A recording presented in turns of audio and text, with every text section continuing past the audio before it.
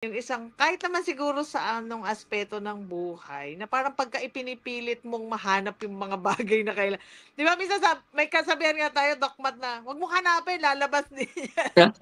So, parang siguro yung parang ang maano ko lang siguro mapapayo ko doon sa nandoon sa midlife na parang very frustrated na magkaroon ng ka-partner. Parang kasi naniniwala ako na parang walang too late sa isang person na makahanap mo yung ka-partner mo or maging single ka.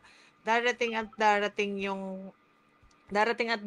yung point na maano ka, mapopulpil ka or mafi-feel mong ano ka, para kasing ang hirap din no parang mas maging parusahan mo pa yung sarili mo na maging malungkot ka, 'di ba? Totoo. So, yun yung ano, siguro mas better is yung mag-focus din yung sa sarili natin na parang kumbaga parang hindi naman gawing busy yung sarili natin, kung hindi parang hanapin mo rin sa sarili mo yung maging masaya ka na parang on your own.